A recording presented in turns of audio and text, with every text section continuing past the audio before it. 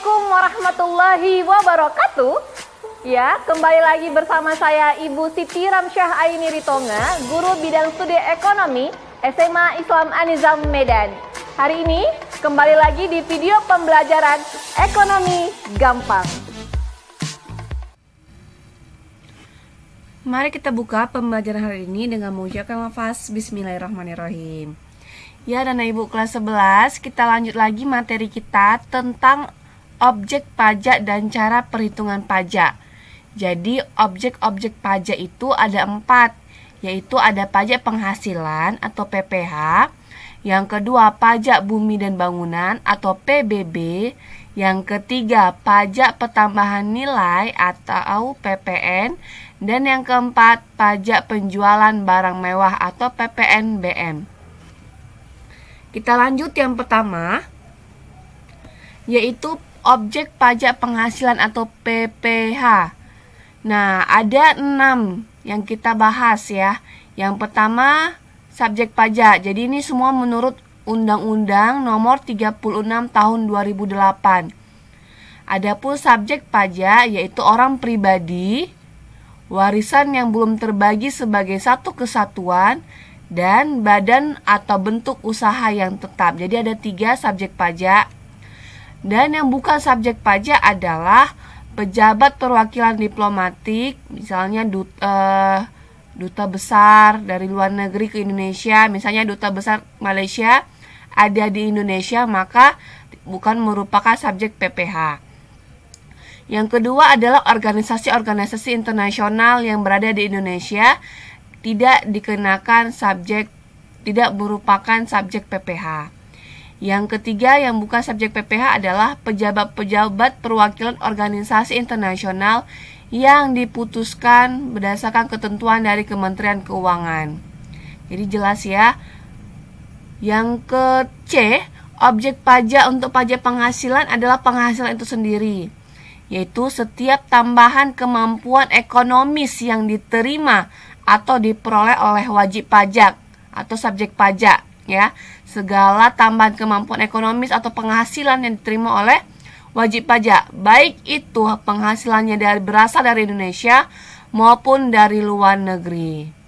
Jadi misalnya ada orang pribadi ya, warga negara Indonesia, tinggalnya di Malaysia, berpenghasilannya dari Malaysia, dikenakan pajak ya, sumber berasalnya. Karena kita menggunakan apa asas?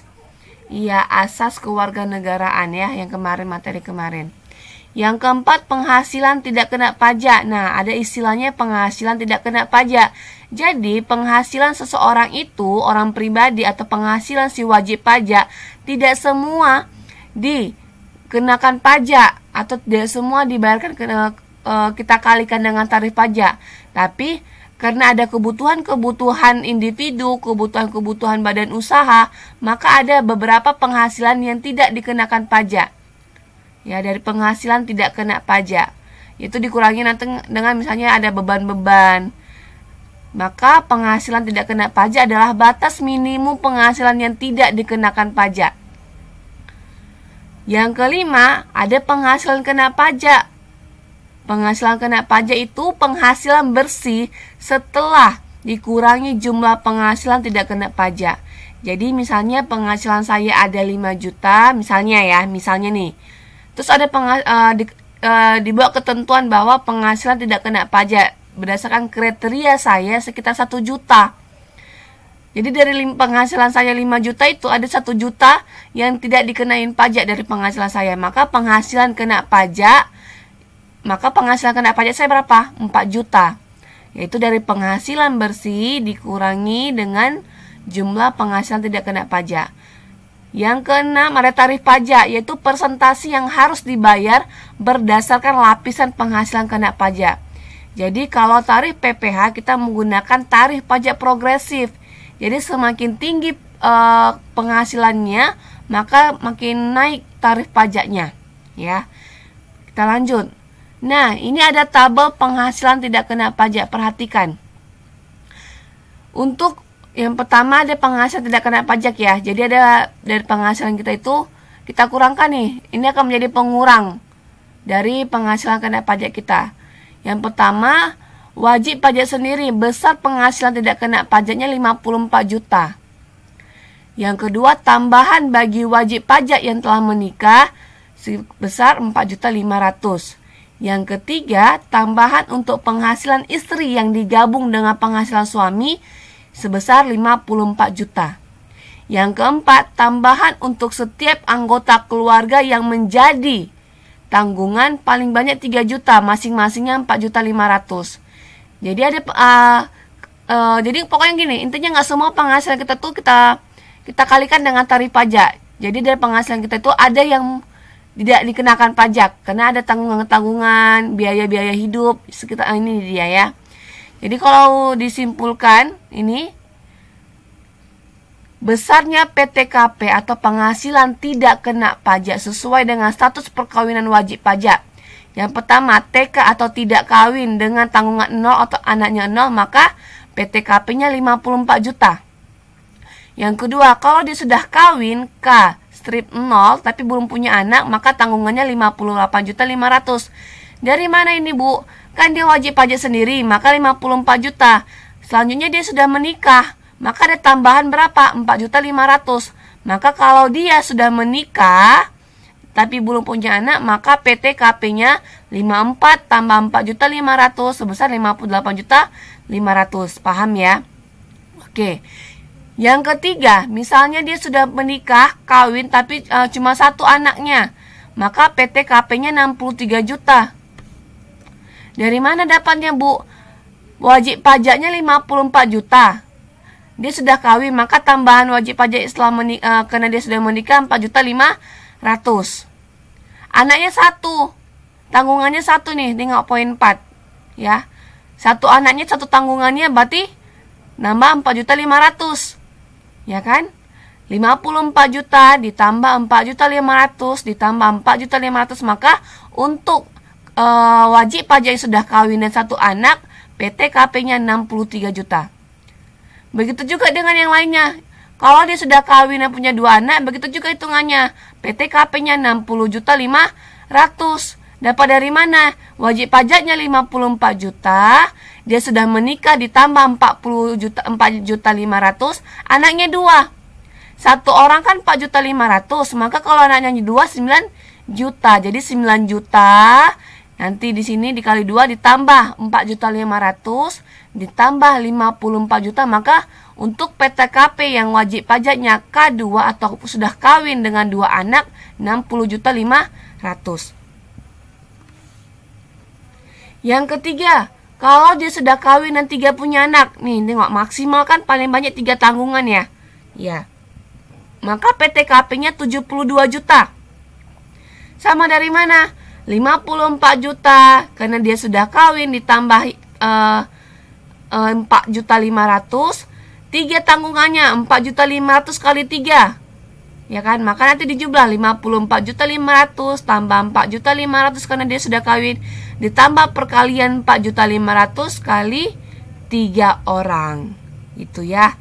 Selanjutnya, tarif pajak karena dia tarifnya progresif, maka untuk dasar pengenaan pungutan pajak atau DPP ya, dasar pengenaan pajak penghasilannya 0 sampai 50 juta, maka tarifnya 5%. Di atas 50 juta sampai 250 juta, tarifnya 15%. Di atas 250 juta sampai 500 juta, tarifnya 25%. Di atas 500 juta, tarifnya 30%. Selanjutnya, untuk tarif PPH yang diterapkan atas penghasilan kena pajak bagi wajib pajak badan atau perusahaan ya, atau badan usaha dalam negeri dan bentuk usaha tetap sebesar 25%. Tidak ada tarif progresif, dia tarifnya tetap 25% untuk wajib pajak yang badan atau badan usaha di dalam negeri. Kita masuk ke contoh. Contoh 1, Tuan Budiman sebagai manajer sebuah perusahaan memperoleh gaji 25 juta per bulan. Telah menikah dan mempunyai 2 orang anak. Hitunglah PPH, pajak penghasilan dan gaji bersih yang diterima Tuan Budi per bulan, ya. Gaji bersih per bulan. Jawab. Penghasilan per bulannya sebelum kena pajak berapa? Ya, 25 juta. Penghasilan per tahun sebelum kena pajak, berarti kalau per tahun kan per bulannya 25 juta. Kalau per tahun kita kalikan dengan 12 bulan, maka 12 bulan dikali 25 juta, penghasilannya per tahun sebesar 300 juta. Selanjutnya langkah kedua, kita hitung berapa PTKP-nya, penghasilan tidak kena pajak. Yang pertama dia si wajib pajak 54.500.000. Terus dia sudah menikah, maka wajib pajak kawin 4.500.000. Terus dia punya tanggungan 2 anak, maka anaknya 2 dikali 4.500.000 sebesar 9 juta. Ini kita tambahkan. Sudah sebesar 6.500.000. Maka penghasilan kena pajak yaitu dari penghasilan tahunannya kita kurangi dengan penghasilan tidak kena pajak. Maka penghasilan nanti yang dikenakan tarif pajak sebesar 232.500.000. Jadi inilah yang dikenakan pajak, gitu ya. Maka PPH dalam setahun, lihat dia kan 200 juta lebih ya. Maka dia masuk 2 kali dia dihitung tarifnya. Yang pertama yang 5%, yang kedua 15%. Ya. Tadi kan 0 sampai 50 juta kan 5%.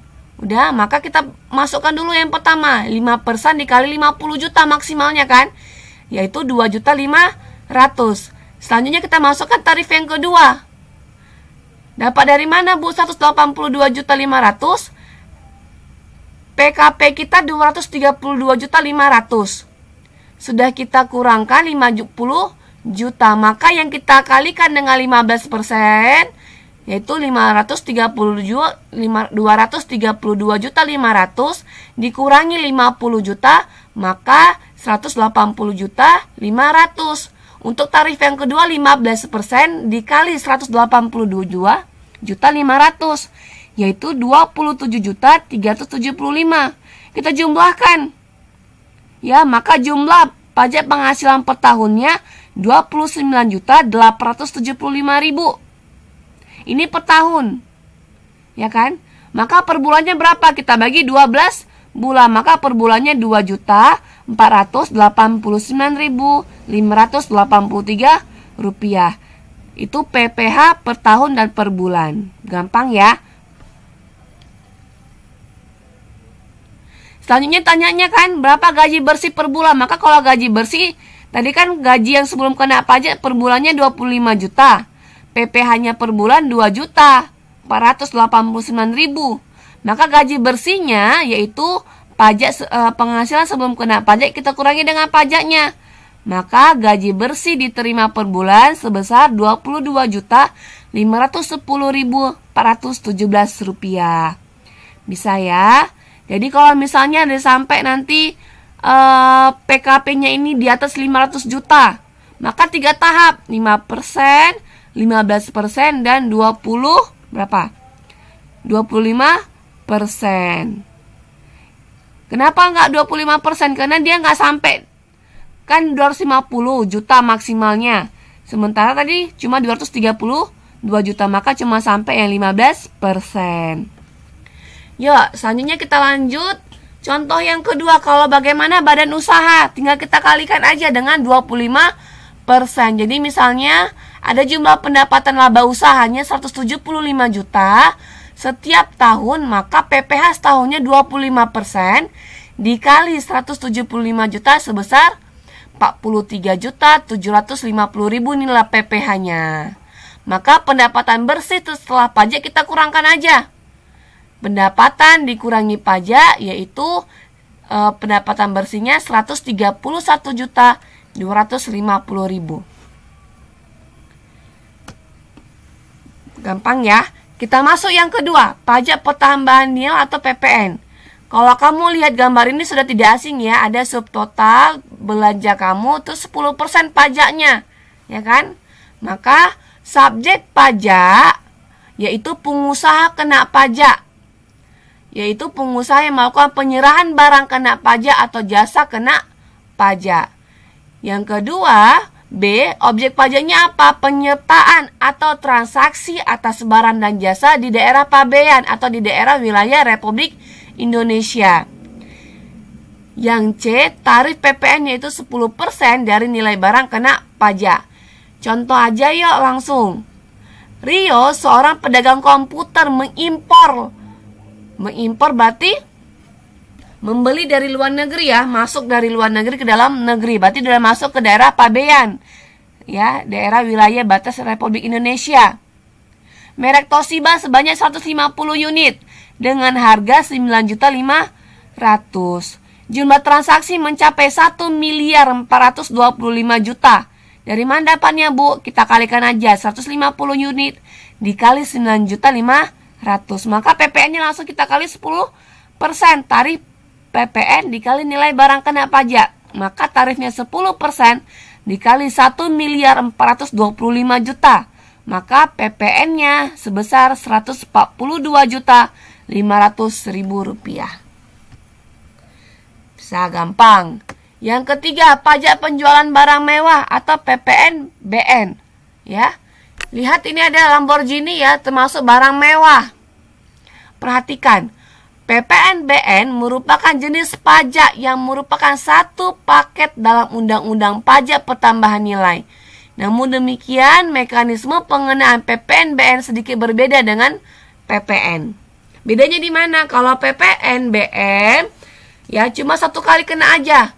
Jadi misalnya dari produsen diimpor ke Indonesia satu kali proses aja pajaknya. Tapi kan kalau PPNBM masuk sampai ke tangan konsumen maka selalu dikenakan pajak pertambahan nilai. Perhatikan, berdasarkan pasal 5 ayat 1 Undang-Undang PPN, pajak penjualan atas barang mewah dikenakan terhadap beberapa barang tersebut. Yang A, penyerahan barang kena pajak yang tergolong mewah yang dilakukan oleh pengusaha yang menghasilkan barang kena pajak yang tergolong mewah di dalam daerah pabean dalam kegiatan usaha. Yang B, impor barang kena pajak yang tergolong mewah. Dengan demikian, PPNBM hanya dikenakan pada saat penyerahan BKP atau barang kena pajak mewah oleh pabrikan atau pengusaha yang menghasilkan dan pada saat impor BKP mewah atau barang kena pajak mewah. PPNBM tidak dikenakan lagi pada rantai penjualan setelah itu. Jadi mulai dari pabriknya sampai kepada pemborongnya atau pengimpornya itu saja kena. Setelah itu rantai penjualan lainnya misalnya dari pabrik Lamborghini ke pengusahanya kena, ya pengimpornya kena. Tapi ketika nanti si Raffi Ahmad misalnya beli Lamborghini di toko, ya di toko atau di toko lah, toko mobil Lamborghini-nya, dia nggak kena lagi. Ya cukup si importirnya aja yang kena pajak pertambahan barang, pajak penjualan barang mewah. Maka cara perhitungannya bagaimana? PPNBM terutang adalah DPP atau dasar pengenaan pajak penghasilan pajak penjualan barang mewah dikali tarif PPNBM. Ya, tarifnya 10% sampai 75%. Tapi untuk yang barang atas ekspor tidak dikenakan atau 0%. Contoh yuk, harga jual sedan diesel 1800 cc oleh PKP, ya. Penghasilan kena pajak produsennya itu nilai harga jualnya 275 juta. PPN-nya 10%, ya kan? Dikali 275 juta. Maka 27.500. PPNBM-nya dikenakan 40% dikali 275 juta. Maka hasilnya 110 juta. Ini pajaknya, tinggal kita kalikan aja, ya. Maka harga jual tersebut, ya PPN dan PPNBM-nya berapa kita jumlahkan aja. Awalnya itu 275 juta, ya kan? Misalnya dari produsennya, pabriknya, udah harga tuh mobil 275 juta, diimpor sama importir pengusaha di Indonesia. Dikenakanlah pajak PPN dan pajak PPNBM Yang bayar siapa? Si importirnya yang bayar. Maka nantinya si importir menjual barang mobil ini di Indonesia, sudah harga jualnya sudah bukan 275 juta lagi, sudah menjadi 412 juta 500. Bisa ya? Oke. Yang ketiga, yang terakhir, objek pajak bumi dan bangunan atau PBB. Pajak bumi dan bangunan berarti ada dua ya. Buminya kena pajak dan bangunannya kena pajak, atau tanahnya kena pajak dan bangunannya kena pajak.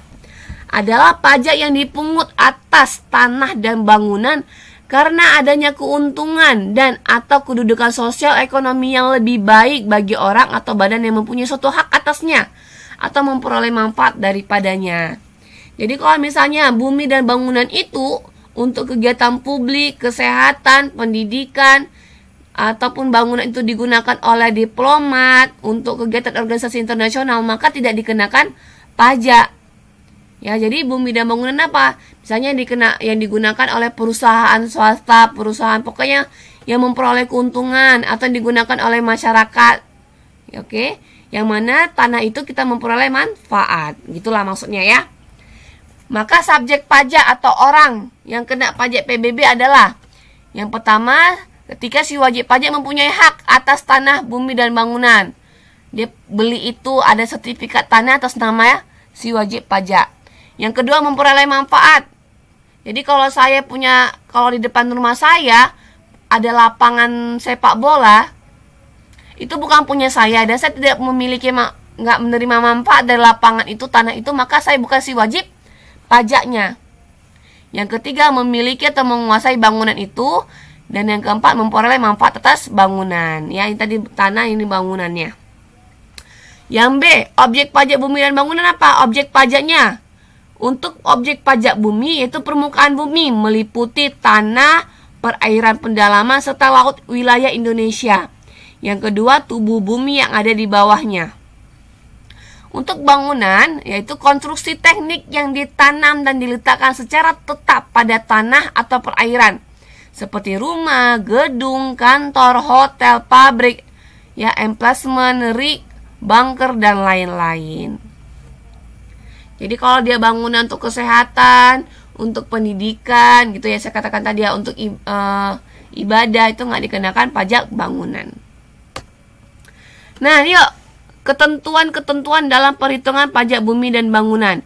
Yang pertama, Dirjen Pajak atau Direktur Jenderal Pajak akan mengirimkan namanya surat pemberitahuan pajak terutang SPPT kepada si wajib pajak, yaitu berisi nanti ada surat berisi PBB yang terutang dikasihkan ke si wajib pajak. Yang mengeluarkan siapa? Dirjen Pajak.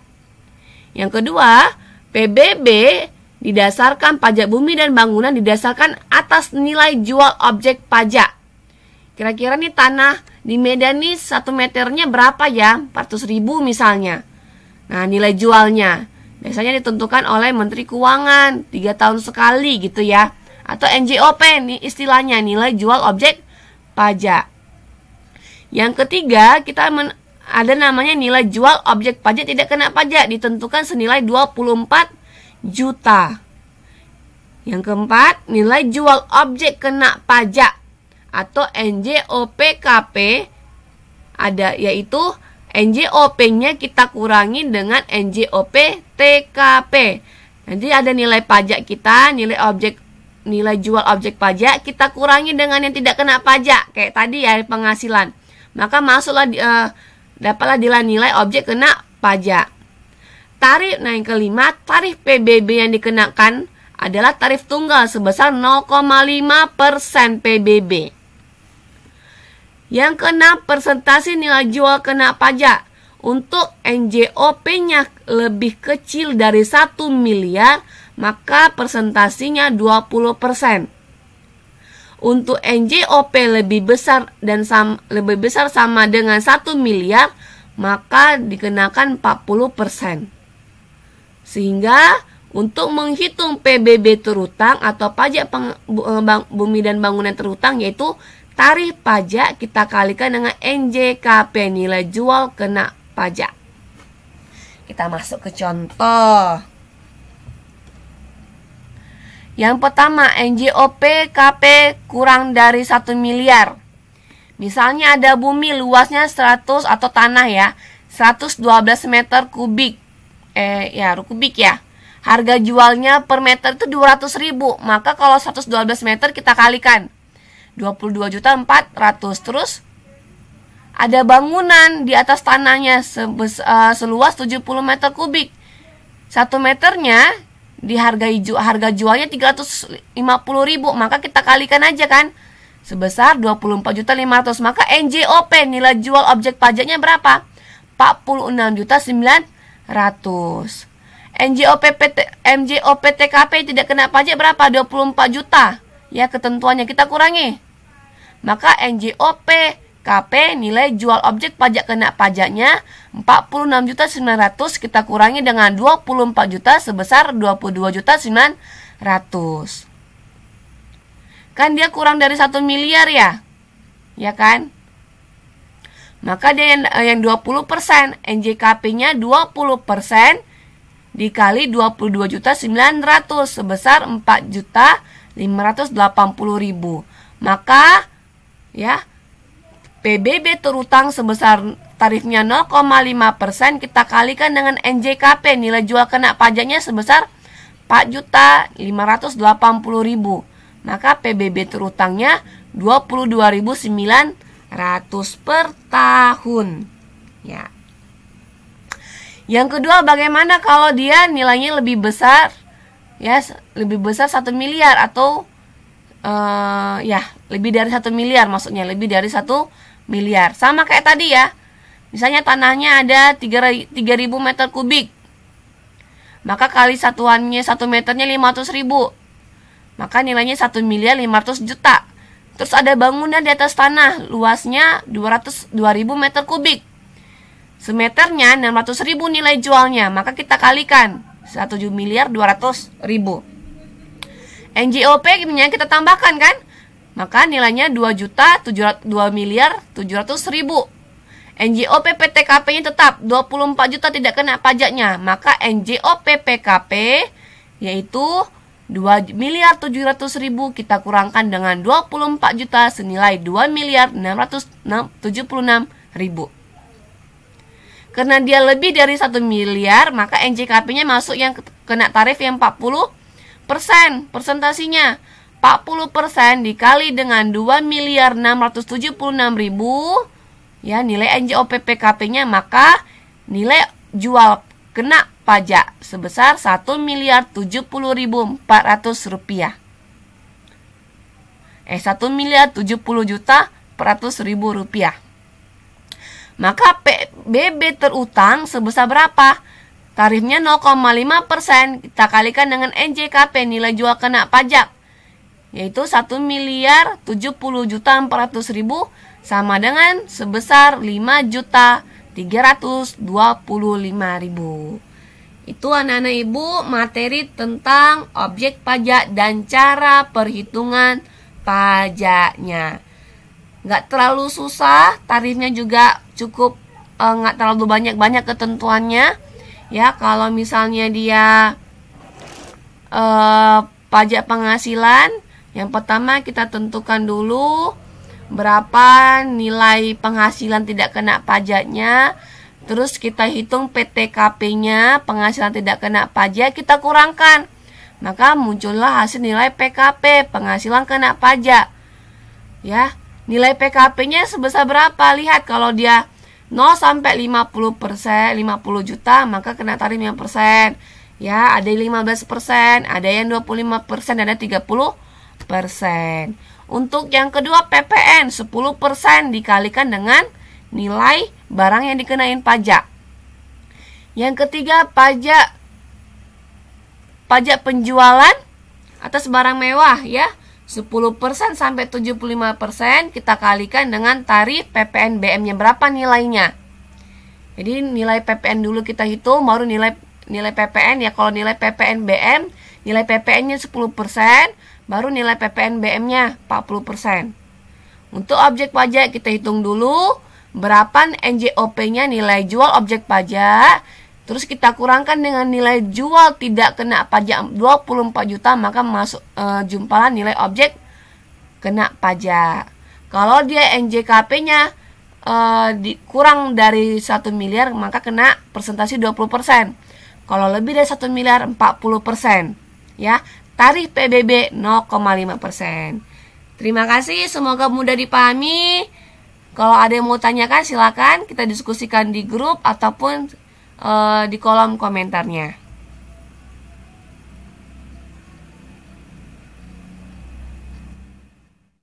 Demikian pembelajaran hari ini. Sampai ketemu di video pembelajaran ekonomi gampang selanjutnya. Jangan lupa like, comment, and share. Terima kasih. SMA Islam An-Nizam, unggul, cerdas, Islami. Assalamualaikum warahmatullahi wabarakatuh.